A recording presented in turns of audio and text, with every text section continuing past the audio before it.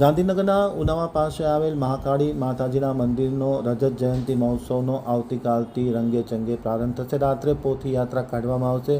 તારીખ 3 થી 7 સુધી શિવ મહિમા પારાયણનું ભવ્યાતિ ભવ્ય આયોજન કરવામાં આવ્યું છે। 9મીએ આ પ્રતિષ્ઠા મહોત્સવ સંપન્ન થશે। હવે ગાંધીનગર આમતક ન્યૂઝ બ્યુરોમાંથી જે.કે. પટેલનો એક વિસ્તૃત અહેવાલ। ગાંધીનગર પાસે આવેલા ઉનાવા ગામમાં યોજાશે મહાકાળી માતાજીના મંદિરનો રજત જયંતિ મહોત્સવ। આવતીકાલથી આ મહોત્સવ શરૂ થશે અને 9મીએ સમાપન થશે। મહોત્સવમાં આવતીકાલે રાત્રે 8 વાગ્યે ભવ્યાતિ ભવ્ય પોથી યાત્રાનું આયોજન છે। 3 થી 7 તારીખ સુધી રાત્રે 9 થી 11 શિવ મહિમા પારાયણનું આયોજન કરવામાં આવ્યું છે। 7 થી 9 તારીખ સુધી ભવ્ય સતચંડી યજ્ઞ સહિત ધામધૂમથી માતાજીના રાજોપચાર વિધિનું આયોજન કરવામાં આવે છે।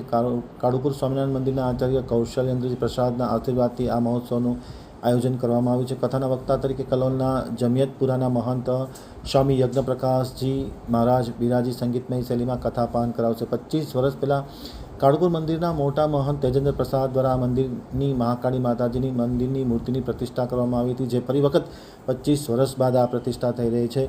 મહોત્સવ દરમિયાન શોભાયાત્રા, રાસ ગરબા અને અનેકવિધ ધાર્મિક ઉત્સવનું આયોજન કરવામાં આવે છે। રોજ 10,000 લોકો મહોત્સવમાં ભાગ લેશે એમ ટ્રસ્ટી મહાકાળી માતાજી મંદિરના સંજયભાઈ પટેલે આમતક ટીવી ન્યૂઝ સાથેની વાતચીતમાં માહિતી આપતા જણાવ્યું હતું। હું સંજયભાઈ રમણભાઈ પટેલ, ટ્રસ્ટી શ્રી ઉનાવા મહાકાળી માતા મંદિર।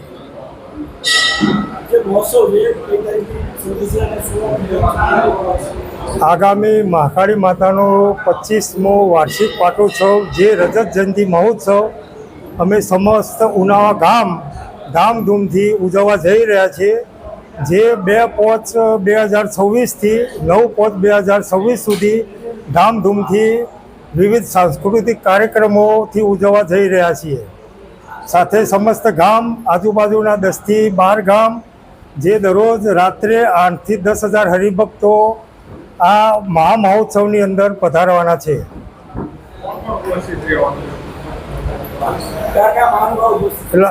મહાનુભાવોની અંદર અમે સીએમને આમંત્રણ આપવા જવાના છીએ।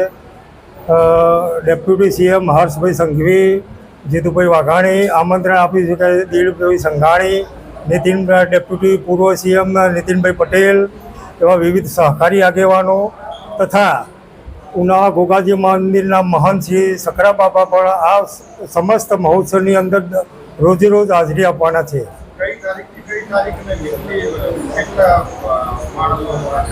2/5/2026થી 9/5/2026 સુધી બધા જ કાર્યક્રમો રાત્રિના છે, સિવાય કે સત્સંડી યજ્ઞ 7, 8 અને 9 અને દરરોજ 8 થી 10,000 હરિભક્તો પધારવાની ધારણા છે।